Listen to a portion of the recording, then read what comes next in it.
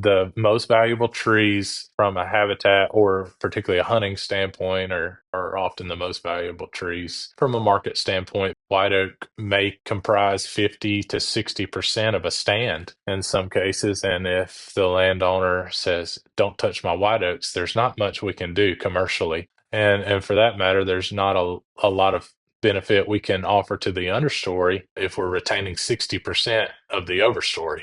Mm-hmm.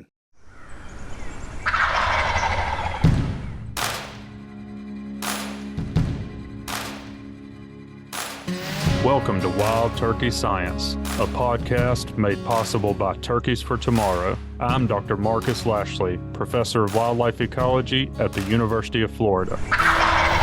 And I'm Dr. Will Gulsby, Professor of Wildlife Ecology and Management at Auburn University. We're both lifelong hunters and devoted scientists who are passionate about hunting, managing, and researching wild turkeys. In this podcast, we'll explore turkey research, speak to the experts in the field, and address the difficult questions related to wild turkey ecology and management.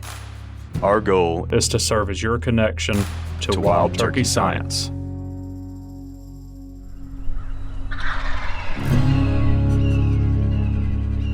Jordan, we don't get to see each other that much, but we saw each other in North Carolina here a couple weeks ago. Right. And that was right at the same time that we started getting a lot of folks asking us questions about, how do we actually get this done?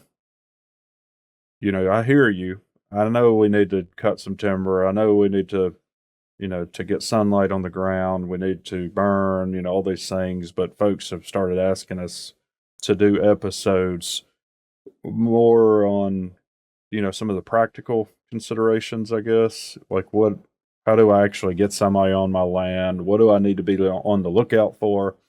And, after hanging out with you in North Carolina, it just dawned on me, you know what? This is what Jordan does for a living. So that'd be great. And, that's why I reached out to ask you if you would be willing to do this. So we appreciate you coming. Just a little bit of background for folks. I've known Jordan, I don't even know how long. Probably been 15 years or more, right, Jordan? Yeah, I believe Like we first ran into each other back in 2012, okay, which so not was not quite 15. so we're looking at about 13 years going on 14 now. Yeah, it's got Yeah, to be about that long for me too. yeah, Yeah, same with you, Will. That's right. Yeah, yeah, because you came to the deer study group with us Yeah. early on, didn't you? that's right. That's right. Yeah. I I remember those first interactions being exposed to that amount of wildlife focused research.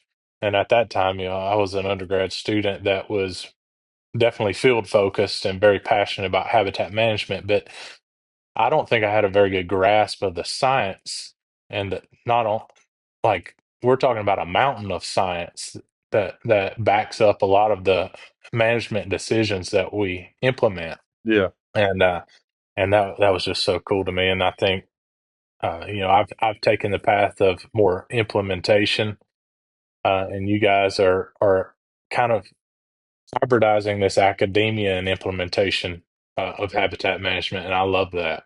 I really respect you guys for what you're doing. yeah. Well, it takes all kinds, right? Like there's a lot going on, and we're trying to play a role in that, and I know that you are too. Yeah, and I would Yeah, I say don't guess. sell yourself short, Jordan, because you contributed to that science during your master's as well. Well, I was Yeah, I going to say definitely. he actually did in his undergrad to start with. He did a Right. Yeah. project. I was Yeah. his mentor, I guess, so to speak. So I was the graduate student he was working with on a project where you planted white pine seedlings kind of in the southern edge of the range. And we were looking at, different forest management strategies coupled with strategies to deter deer and what would be the most effective way to establish those seedlings. And then Jordan went on to publish that from his undergraduate thesis. That's awesome. So he's been Yeah, working on forest management related topics since he was an undergraduate. Because Yeah. Jordan, why don't you explain a little bit of what you did for your master's too? Yeah, sure. So I really enjoyed that opportunity with Marcus to be exposed to that research and participate in it as an undergrad, and then through publishing that and presenting it at various conferences, I had the opportunity to pursue a master's degree studying the influences of various hardwood silviculture practices and the combination of that with prescribed fire and different herbicide treatments to increase nutritional carrying capacity for whitetail deer, but also the reintroduced elk herd in East Tennessee. So, uh, able to continue that work in a combination of forest management and wildlife management to investigate the interactions between those different practices and on how they can either positively or negatively impact nutritional carrying capacity, which is just a fancy way of saying how many animals can be supported by the food that is available on the landscape. So, yeah, it's obvious to those of us that have been in it a long time that practices like timber harvesting are essential to increasing the number of animals you can hold on your property, and obviously the quality of animals that or the health of the animals that are there influenced by the quality of the nutrition that's available, and of course other things like cover for nesting and brood rearing. And it's just I cannot see myself, at least in the location I'm in here in Tennessee and working across the eastern US, not using forest management practices to meet habitat management goals. And fortunately for me, I get to do that in a commercial way where we use timber sales to make landowners money while we're improving habitat quality. And that obviously meets multiple objectives for those families and landowners. So I'm really vested in promoting forest management as a tool to Yeah. keep it in the front of your tool bag when you're managing habitat. Hey, Jordan. I know we've kind of followed you throughout your career and have kept up with what you're doing, but can you just quickly describe, what you're doing now, what your role is, and how you work with clients, that sort of thing? Yeah, absolutely. So I'm the director of field operations for a consulting group called Compass South Forestry. We have multiple foresters across the southeastern U.S., and we operate primarily in the Carolinas, Georgia, Tennessee, Kentucky, Alabama, and Arkansas right now. We're obviously evaluating every opportunity individually. So when something pops up, say in Virginia or West Virginia, we have collaborated with other foresters that are a bit out of our geographic distribution right now to help landowners that reach out to us. Uh, but yeah, we are consulting with landowners. We have multiple wildlife biologists on staff, as well as certified foresters and registered foresters. So we help people that are just wanting to sell timber to make money. We help people that are just wanting to manage habitat quality and don't care about the money. And most often, we help people that are right in the middle, that have financial considerations for how they manage timber on their property, as well as habitat management considerations for meeting the wildlife goals they have. Yeah, that's really good, Jordan. I'm glad you went into all your background, both academically and what you do professionally now, because that's all very directly relevant to the conversation that we wanted to have. And specifically, Marcus in Florida and me here in Alabama, we talk a lot about pine management and especially like plantation forestry and fitting turkeys and other wildlife objectives into that plantation style silviculture. But a lot of our listeners, have land in the mid South or even in the Midwest, and they've pretty much, got hardwood timber resources. And so we wanted to have you on specifically to speak to that and talk about some of the challenges there and maybe some of the unique aspects of that hardwood silviculture that would be directly relevant to our landowners. I think it's going to be a really interesting topic to explore with y'all. Um, the the biggest difference when we're talking about hardwood management versus pine management, it's the diversity of species you're dealing with Yeah. and the diversity of markets that are tailored towards specific species. So it's a very it's very much a dynamic process when working in hardwoods because no property is the same. When you walk into a pine plantation that was planted 18 years ago, you know what to do. It's time for a first thinning. You walk into a 75 or 85-year-old hardwood stand, you don't know what you're going to get. It all depends on where you're at on the landscape. If you're up on top of the ridge, or you're down in the river bottom, or you're on the side of the hill, you're faced with a variety of scenarios, and so you have to evaluate each one individually. Yeah, and it seems like the other major complexity here is that a lot of times when we're cutting trees with a habitat objective, we want to keep the most valuable trees. Hmm.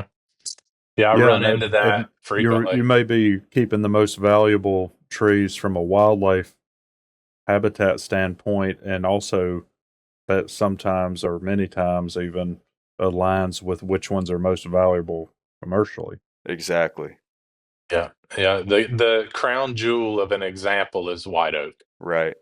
So in our world right now, the hottest market is the white oak market. We faced some setbacks on our stave industry lately, just in the past several months, but we don't expect that to continue in perpetuity.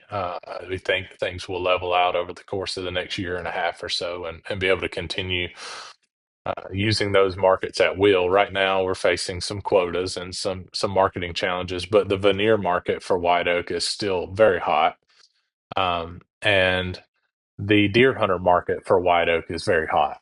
So we often have situations where we're entering properties that maybe are white oak dominated tracts here in Middle Tennessee and West Tennessee. In the Western Highland Rim region, we see that a lot. White oak may comprise 50 to 60% of a stand in some cases. And if the landowner says, don't touch my white oaks, there's not much we can do commercially. And for that matter, there's not a lot of benefit we can offer to the understory if we're retaining 60% of the overstory. So anyway, you're right. The most valuable trees from a habitat or particularly a hunting standpoint are often the most valuable trees from a market standpoint, but also there's other species that are very valuable right now. Walnut, of course. Ash is a sleeper.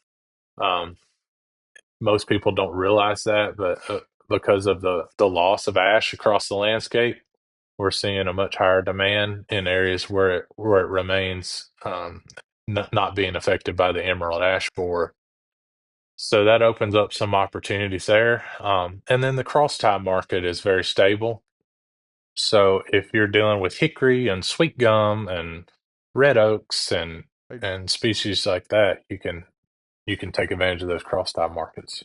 hey Jordan, you're kind of doing it now, but I just wanted to formally ask you, um, could you kind of tell us, I guess, maybe a few species for each of the kinds of markets and maybe how they relate to each other in value?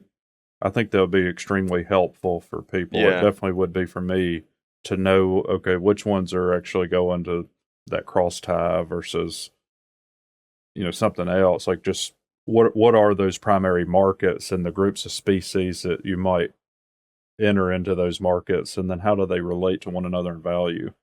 Yeah. It's Sure, good stuff. I can do that.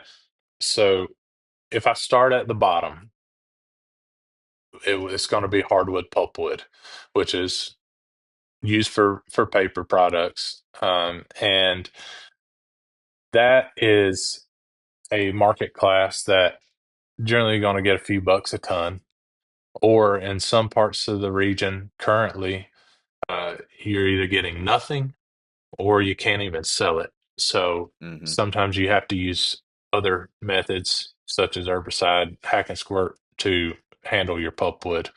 But let's say in a market where everything is open, On the bottom level, you have pulpwood, and then in some local areas, you can sell some firewood, which would be very similar to pulpwood, just straight, and the right species like oak and hickory that are often used for smoking meat. And then you take a step up from there. You're looking What at what's called. Jordan, Oh, with okay. with that pulpwood, does it matter which species there are? Are there any that wouldn't fit into that, or is that a real general Generally, class? generally, it does not matter. There are a few species. Surprisingly, in our region, black walnut is not a species that the pulp mill likes to get much of. Hmm. But the run of the mill hardwood, whether it's maple, oak, ash, hickory, poplar, you lump your hardwood pulpwood together, you lump your pine pulpwood together. Mm-hmm. In the mills we work with. So And how is that market regionally throughout the Southeast, Jordan? I mean, or I shouldn't say just Southeast, but Mid South and beyond. Is it very confined to certain areas, or is it strong throughout? historically, it's been fairly strong throughout. Right now, things are tough. Okay. And with hardwood pulpwood from Arkansas all the way back across Tennessee into the Carolinas, if you're close to a mill that uses hardwood pulpwood, you can often tap into a logger that has a good quota with that mill, and if you have a heavy pulpwood timber sale, you can work something out. But Yeah. if you have a timber sale that's primarily pulpwood and you're a long way from the mill and you have a low production logger that doesn't have the trucking capacity, you see where I'm going with that. You can't, the price doesn't justify them moving it and paying much of anything for it. So in that situation, Jordan, you talked earlier about you may have to go to like a hack and squirt situation to implement forest stand improvement. And we've Mhm. talked about that on here before and how you might actually implement it and the benefits that you'd get. Do you see most of your landowners implementing that themselves? Are they getting NRCS money to implement it and having crews come in, or maybe something else that I didn't even think of? And most of the time, folks are looking for a cost share option. Okay. And so you don't have to do cost share, but it seems to be fairly readily available for forest stand improvement. And that's So, through NRCS, just to be clear, right? as yeah, through NRCS, and there are some state programs that are available, but that varies.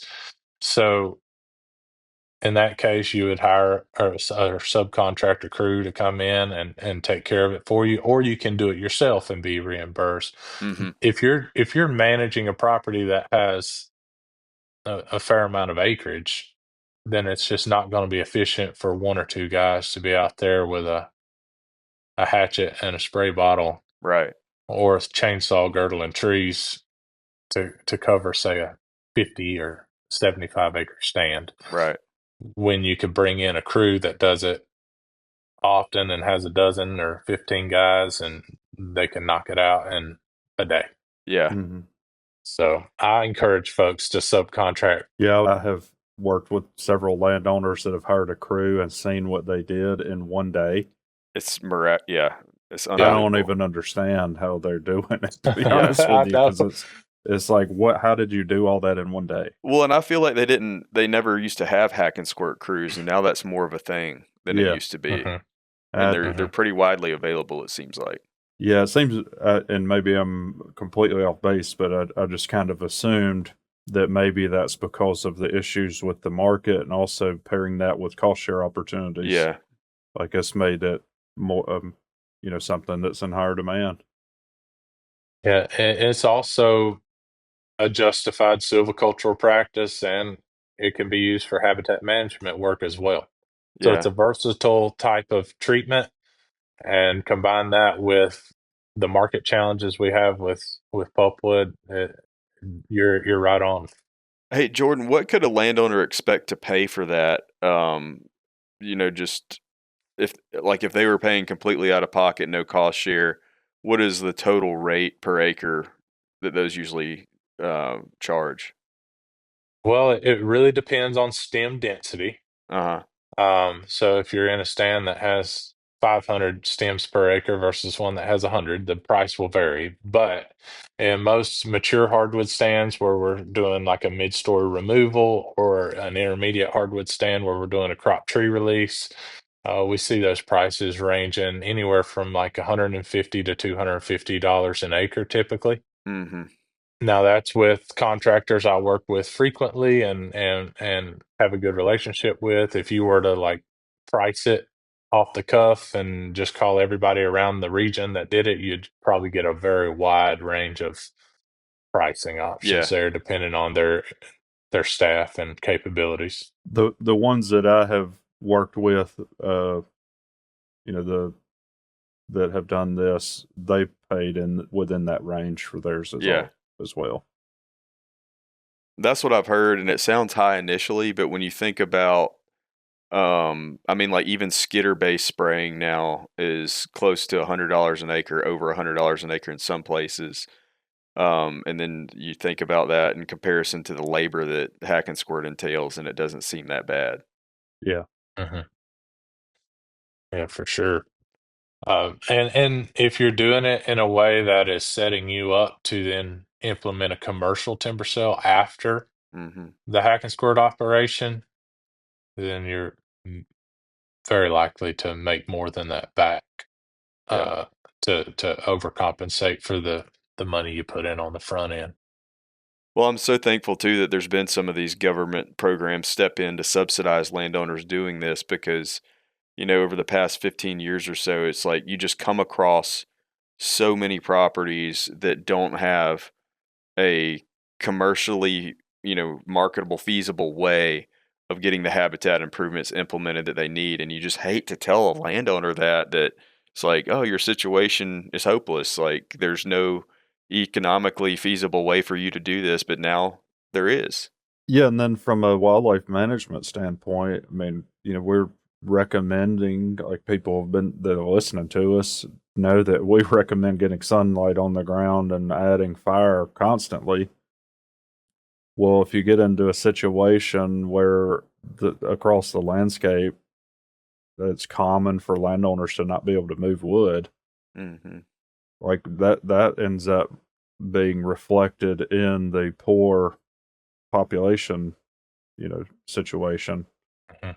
with the wildlife that you're interested in, like wild turkeys. So, I'm kind of viewing it, thank goodness it's giving options to those landowners that don't have another option, but it also is giving us a landscape level way to actually improve habitat, whereas that wood would just sit there otherwise. Yeah, and leaving it standing because it's not merchantable, is often just you're handicapping yourself on what you can do moving forward, whether that's because you've done an intermediate harvest and you've retained some of your overstory trees that were saw timber trees, and now you've got all this pulpwood that's left behind that's contributing to the shade, so you need more sunlight, or because you've got trees that are inferior that are now exposed to the overstory resources and you're left with a stand that's undesirable. So it's great if you can have it just be cut and hauled off, but sometimes you have to be creative. And I Mm-hmm. think right now would be a good time to define what we're talking about when we talk about hardwood pulpwood. Um, when I'm looking at a tree in the woods, typically, if a tree is under 13 or 14 inches DBH, a hardwood tree, more than likely the majority of that tree or all of that tree is going to be pulpwood, certainly if it's under 12 inches DBH, because the small end of a tie log should be around 12 inches. Now, in some markets, we can push that on down to about 10 inches because they're making cants or other products, and so they can take some smaller material.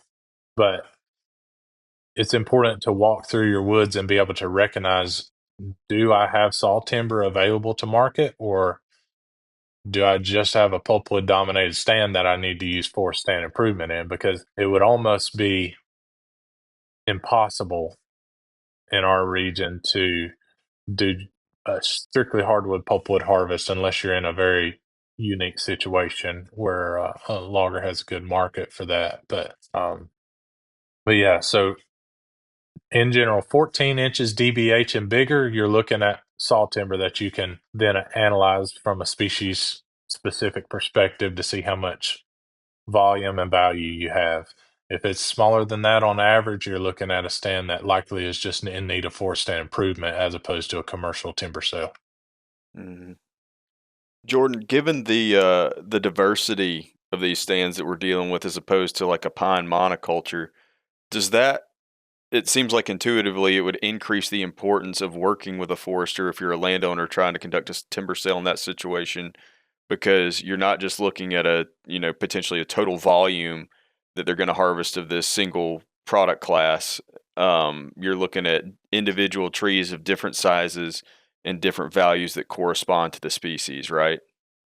Yes, that's right. So working with a forestry consultant that is familiar with your local markets, particularly hardwood markets in your region, that can conduct an inventory prior to a timber harvest being implemented to give you an expectation on the value of standing timber you have is extremely important, in my opinion.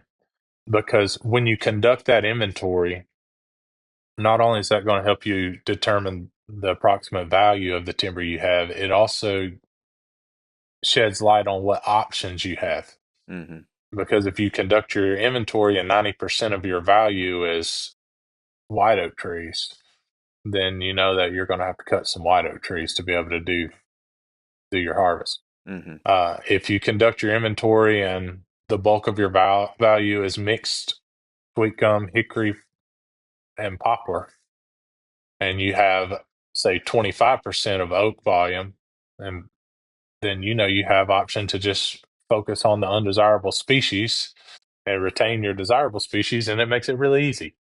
Mm-hmm. So, understanding what you have before you take that step to do a commercial timber sale is extremely important. And then a forester can work with you to select the trees to harvest if you're not going to do a clear cut. Mm-hmm. And through that selection process, you can favor the trees that are going to work best to either provide the light requirements that you're looking for or provide the retention of the trees that actually have potential in the future if you're looking for another harvest down the road, or to retain certain species that are going to best meet your habitat management objectives. Yeah, like your mass producers. Exactly.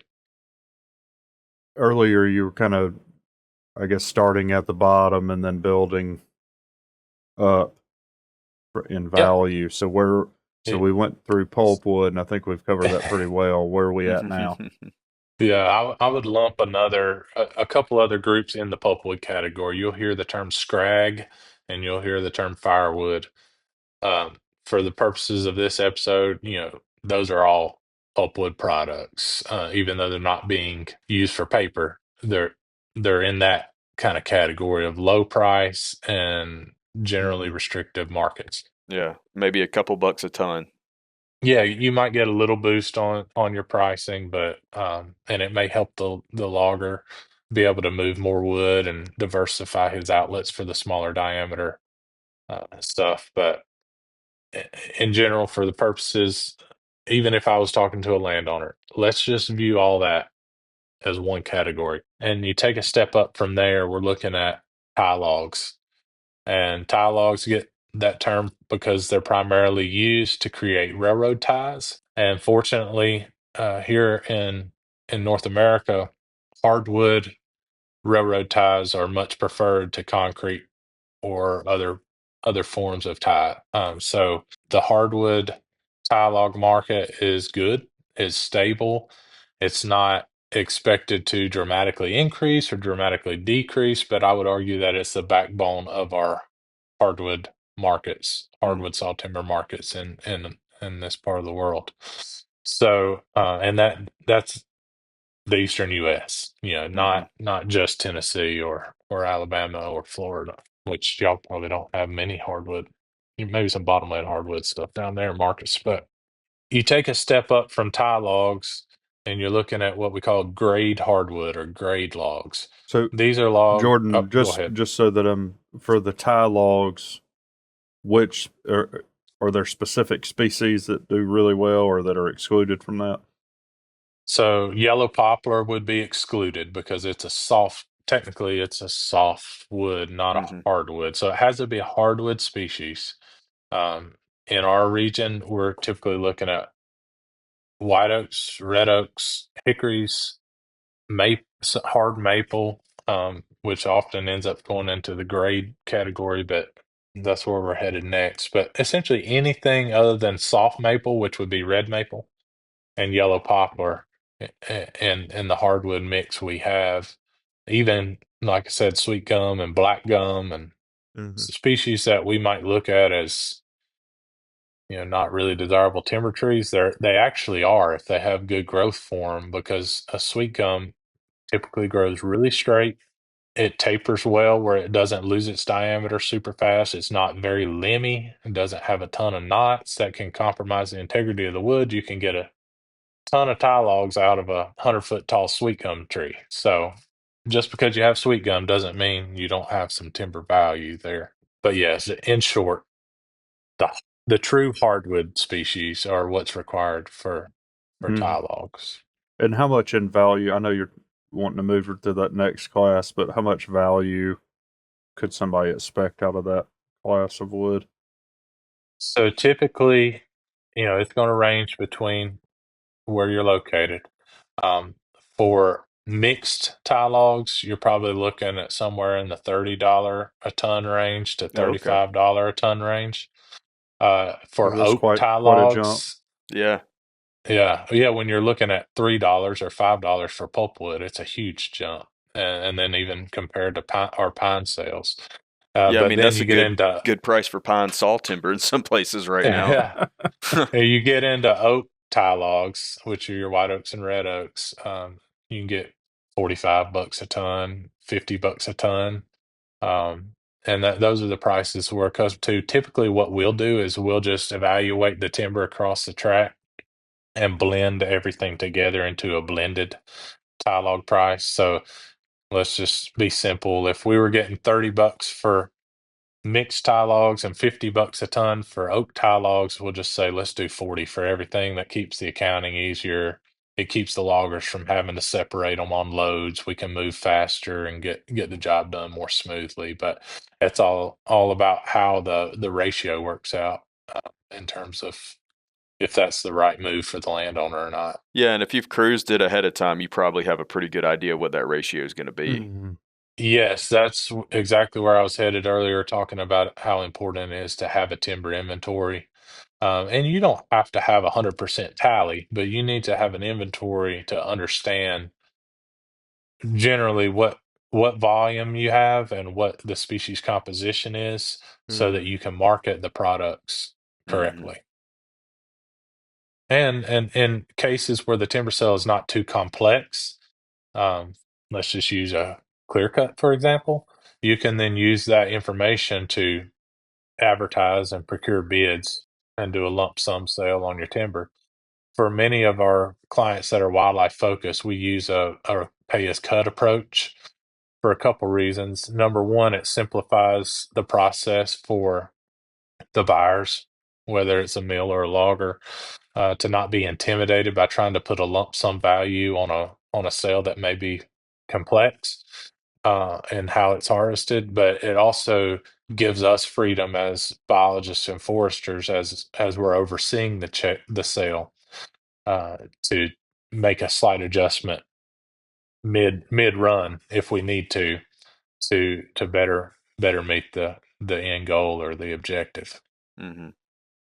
So as we go up from the tie logs, what's our next product class? We're looking at grade hardwood here. So when I say grade, that means it's being sawn into lumber primarily, or specialty products. Um, you're looking at white oak species, red oak species, ash, yellow poplar, um, really any species of hardwood can be looked at as grade as long as the quality and diameter is there. So a perfect size saw or perfect size tie log would be like a tree that's 16 or 18 inches DBH, because you don't have a lot of side lumber that comes off when you are sawing your tie out of the center. When you are bumping into trees that are 20 to 30 inches diameter, you need to market those differently, because a tie is only going to be like that 8 by 10 center section of that log. You've got so much lumber that is going to come off the sides of that material, and if you can market it to a mill that specializes in sawing dimensional hardwood lumber, certain species can be much more valuable than tie logs because of their additional diameter and grade. Another thing that contributes to grade hardwood is the quality of the wood inside the tree. So when a tree is cut, you may see some staining that we refer to as mineral. You may see some rot or a hollow hole. You have various defects that can show inside the tree that you may not necessarily see from the outside of the tree. And so the tree not only has to meet those specs internally, they have to meet the size and dimensions externally as well. And those are graded as individual logs when you sell them to a mill. You're not selling them as a per ton rate. Mm-hmm. Each log is graded individually, and you know your white oak species, walnut, uh, ash are going to be your top three right now. And then you get into like poplar and red oak after that, and then when you get big hickories and big sweet gums, there's not really a great grade market for that. They're just big, and so you can benefit by selling them board foot as opposed to per ton, because the dole scale that most mills use is skewed towards larger logs. So the larger diameter your log is, the better that scale's going to treat you.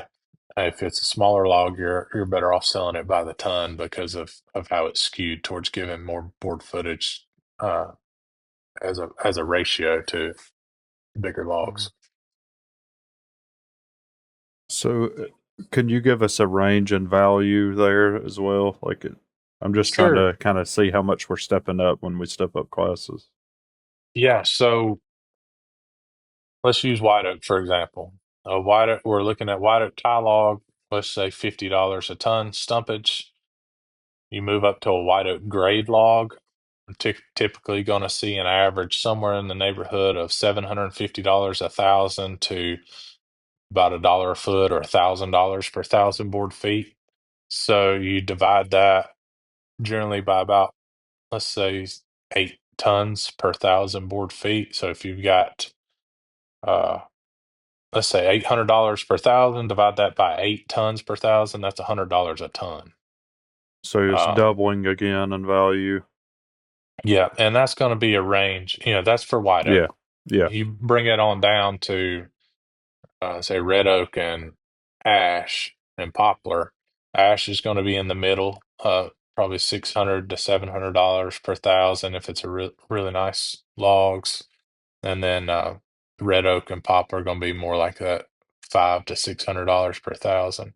And then you have to take the cut and haul out of that, so it's not necessarily doubling, Marcus, but let's say you get $100 a ton and your logger, a reasonable cut and haul would be like $35 a ton, for say a 60-mile haul or 50-mile haul. So you're looking at about 65, $70 a ton. So you're probably increasing your value by maybe about 50% as opposed to Mm-hmm. 100%. Yeah, that makes sense. And then you take a step up from there, you're looking at specific species and quality. So the next market outlet would be stave logs. Those are these are white oak logs that can be used to create the siding and headers for whiskey barrels and wine barrels. And that market historically has been really strong. We're hitting some challenges right now, but like I said earlier, we expect to come out of that in about 12 to 18 months. Just the market there was a lot of demand during COVID. We produced more barrels than we needed. Now we're having to back off and get this thing back in equilibrium, but there's still a demand there. But anyway, you're looking at about probably close to double the value of a grade log compared to a stave log. A stave log would be, you know, a stumpage rate on staves could be anywhere from 150 to $200 a ton in some cases. Mm-hmm. And And what is changing about the log that takes it from, like, if you had a white oak, mhm. what would make a tree in that class versus the other ones? So a grade log it can have a few knots on each side. It can have a little bit of an internal defect as long as it's a sound log. Um, Stave logs, you don't want any mineral whatsoever. They have to be Quercus alba white oak, not chestnut oak or post oak or swamp chestnut oak or swamp white oak. It has to be true Quercus alba white oak. So that's the most restrictive. And then following that would be no mineral whatsoever, or if there is, only on one side, not both sides of the log. Then you're limited to the cleanliness of the log in terms of how many knots it can have. It can only have so many knots and defects on the outside of the log. So generally, that log needs to be about 80% clean and on the outside. But see, if you're looking at a grade white oak log, if it's sound all the way through, those knots can be on the side of it. And then following that, the diameter needs to generally be at least 12 inches or 11 inches on the little end for a butt log white oak, and it needs to probably, to market it correctly, probably be 14 inches on the little end for a second cut. So there's some really specific specs to meet that category. And then we take it a step further when we use the word veneer. And this will apply a lot to your guys in the Midwest and the landowners that are, say, in Kentucky or Tennessee, Missouri, Illinois, Indiana, uh, Ohio. You run into a lot of veneer quality hardwood, particularly white oak and walnut. And those trees, to get the highest price, need to be clear on the exterior on all four sides, and they need to be completely clean on the interior with no mineral stain or bird peck or other defects. And then you can get extremely good pricing on those logs, and there's a wide range. But the highest value I've sold a white oak log for in Tennessee was $7 per board foot. So that's $7,000 per thousand board feet. And as I was talking about with the dull scale, it skews towards larger logs. So when you convert back from a large log from a board foot basis to a per ton basis, you have fewer tons Mm-hmm. per thousand board feet. So instead of 8 tons per thousand board feet, we're looking probably about 7 tons per thousand board feet. So that means that log sold for $1,000 per ton. It's And pretty good. Yeah. if you got really high quality walnut, you will exceed that. Yeah. Mm-hmm. Um, and I've heard of a few white oak logs going for better than that, but I personally generally veneer is going to be in the $3,000 to $4,000 per board foot or per thousand board feet range. So you're looking at 400 or 500 bucks a ton. That's that's delivered, but you don't have to pay your logger that much Mm-hmm. because they're cutting them on site, and then generally the veneer buyer is going to come out and scale them there, and then send a truck to pick them up. So you don't have the transportation costs and stuff associated with it. So your landowner can easily get $400 a ton on their veneer logs. I mean, you're not selling them by the ton, but if you do the ratio or the conversions, what you end up with. So when you've got a landowner that loves deer and turkey, and they have a bunch of 25-inch white oak trees, and they don't want to cut any of them, then you have to explain that to them and let them make that decision. Yeah. It's easy. Yeah. It's easy to become a timber beast when you start looking at the numbers like that, and you see dollar signs when you walk through the woods instead of mass production and evaluating sunlight penetration. So, I, as a hybrid forester and biologist, I have a little better grasp on those two different perspectives than most, and most people are not going to have just tons and tons of veneer quality white oak Hmm. trees on their property or walnut. But we did go through the realm of, or the different levels of marketing and merchandising from pulpwood to veneer. So that Yeah. should be a pretty good summary. Yeah, we've talked several times on here before about how, there's been research and even out of, Dr. Harper's lab about the minority of especially like white oak trees producing the majority of acorns. Mhm. Do y'all ever incorporate that into your marking before one of these sales, and do y'all provide that service, or do you know of anybody that goes out and checks to see which trees might be the better producers that should be left? Yeah, I actually enjoyed doing that or incorporating that into marking. I Yeah, mean, particularly because I was involved in that yeah, research when I was at UT. I thought so. But but Yeah, what I it's found is, Nanny at all, I believe, isn't Is it really? no, it's not. I'm one of the co-authors on it. You It's not, did. but You I have had contributed some a lot to that, presentations. Jordan. So there are some, you know, conference proceedings where it is Nanny et al. But Yeah, Yeah, I think the actual the big publication is not. is Brooke et al. Yeah. that's Yeah. right.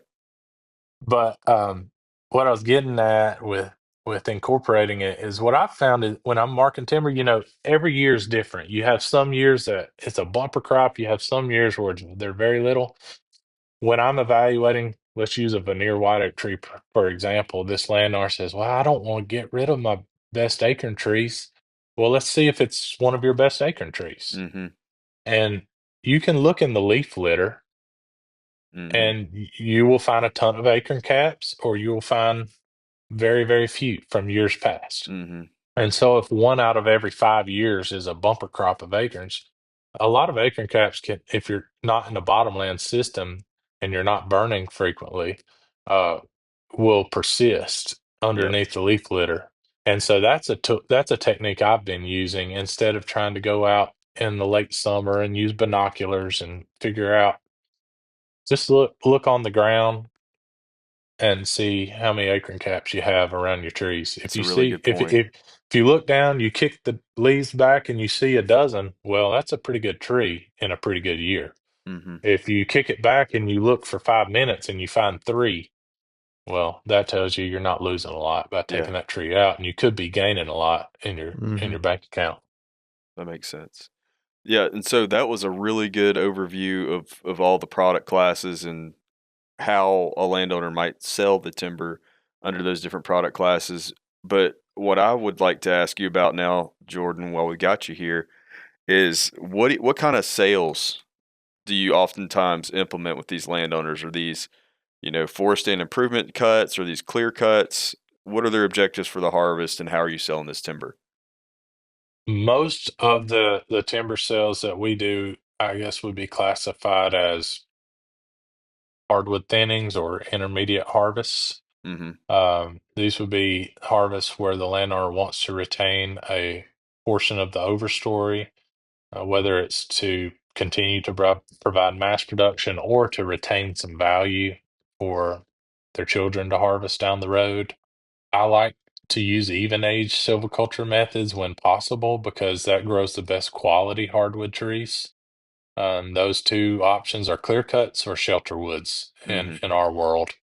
Shelter wood is simply a heavy thinning of hardwoods where you retain mass-producing trees of your desirable species, primarily oaks, to contribute towards regeneration and to provide some intermediate light conditions that are going to help young oak seedlings establish and advance into advanced regeneration status. Mm-hmm. But it also doubles for landowners that aren't necessarily looking for advanced oak regeneration. They're looking for increased nesting cover or brooding cover or forage availability. Then you can manage it as a fire-maintained woodland as opposed to a shelter wood.